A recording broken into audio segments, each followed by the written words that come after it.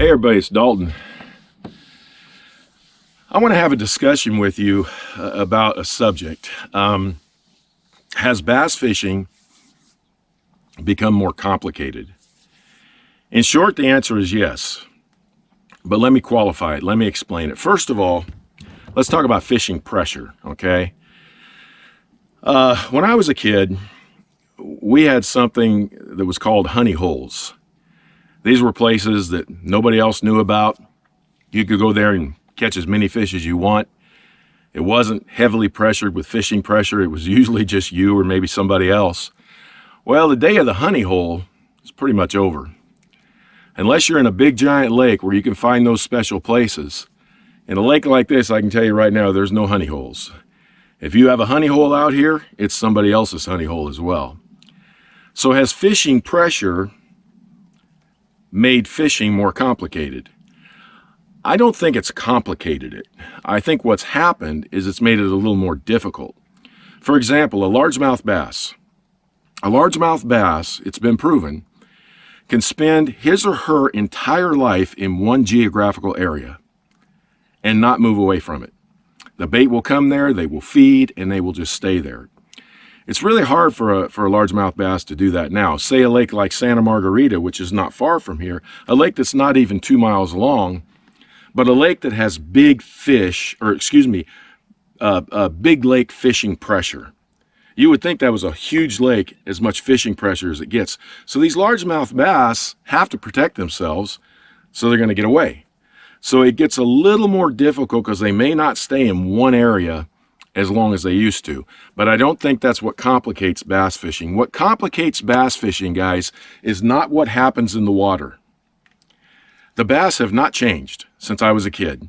Over 40 years of fishing, they're the same bass. They do the same things. Granted, we know more about them, but they're the same fish. They bite the same baits. A spinnerbait I was throwing 45 years ago is catching them today. Okay, spinnerbaits catch bass. So how has bass fishing become more complicated? Well, let me give you an example, okay? If you guys have watched my videos, you know that I have been catching some nice quality spotted bass out here on a blue worm, this blue worm. And let me tell you a little history about this worm. I started making baits last November, so it hasn't even been a year. This was one of the molds that I bought early on. It's a 6-inch finesse worm. I made some worms and I thought, I don't think they're going to work. So I put the mold away. I also had some blue colorant, of which I have, to make blue worms. And I thought to myself, nah, I'm not going to make blue worms. It's not going to work. See, I know that blue is a popular color in bass fishing, but for me, it's always been something like black and blue, brown and blue. But I don't recall in all the years of fishing, and I don't remember every bait I've ever fished, but I don't remember ever throwing a all blue bait as far as soft plastic baits. So what I did was talk myself out of it. Well, finally, I went ahead and decided to pour some of these in just straight blue. I came out here, took a chance, and I am catching better quality fish with this worm. What's the point? It was all in my head. I talked myself out of something that could have been working for me for a long time. It was in my head. I believe that where bass fishing has become more complicated is right here, not right there. I hurt myself in bass fishing. You know, we have so much marketing now in fishing. It's always been that way. When I was a kid, we watched the Bassmaster shows and the classics and stuff like that, but they weren't live. They were always recorded. Now,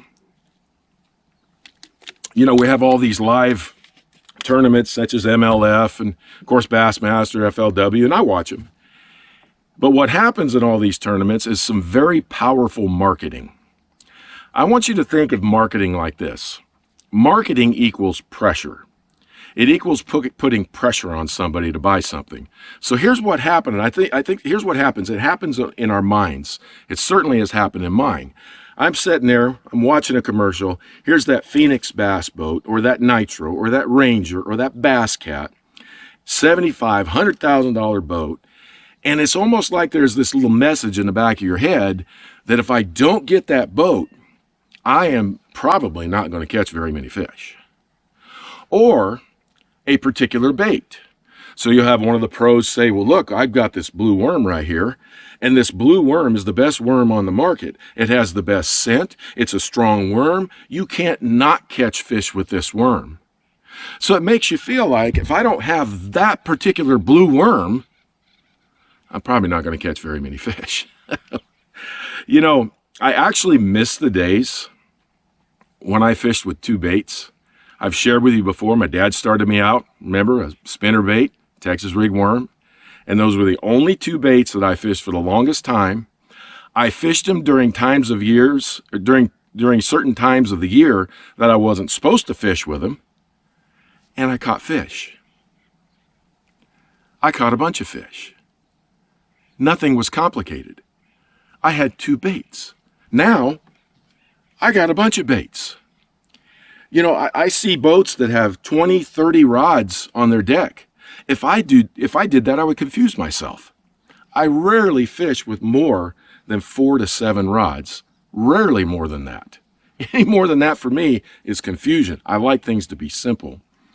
I think bass fishing has become complicated because we've allowed it to. It's still simple. Fishing is fishing. You don't always catch fish. Some days you have a bad day, some days you have a good day. That's fishing. That's not complicated. That's what it is. What complicates it is when I overthink things, when I talk myself out of something that's worked very well, when I listen to too many other people and their opinions, so many opinions that I get confused with so many opinions, instead of just kind of keeping it simple and listen to a few people. Let me give you an example. My two favorite YouTube channels, not necessarily in order. One of them's Roland Martin's channel. Now, he did a video some years ago on 12 techniques that he uses, and that's really about all he uses. He is one of the best bass fishermen in history, but he uses 12 techniques. It doesn't matter if he's in the United States, Canada, Mexico, it doesn't matter. He catches fish on these 12 techniques everywhere he goes. His number one technique, he's done seminars on it, is a Texas rig Senko. That's his number one technique. He keeps it simple. The other guy that I like, if you guys haven't tuned into this guy, you should. He is a highly skilled, simple angler. His name is Richard Gene, the Fishing Machine. If you feel complicated in your bass fishing, or any kind of fishing, because he fishes for all kinds of species, go watch Richard Gene, the Fishing Machine. He'll help simplify it for you. He's still using reels that were built in the 50s. And he catches big bass. He catches huge bass, huge catfish. He catches all kinds of stuff. He's a fishing machine. He's a lot of fun to watch. But he is so simplistic from his channel approach to his fishing approach. It's awesome. It's refreshing. Bass has become complicated to me because of me, not because of them. I hope this video helps. I'll be doing more videos like this. It's kind of nice to find a dock to tie to and get some shade out here, because you don't get a lot of shade out here. And just sit down and talk to you. What do you guys think? What do you guys think about bass fishing? Has it become more complicated? Has it become more complicated for you? What complicates it for you? I'd like to hear from you. Thank you guys for watching. If you haven't subbed, I'd appreciate it if you would. I'll talk to you next time.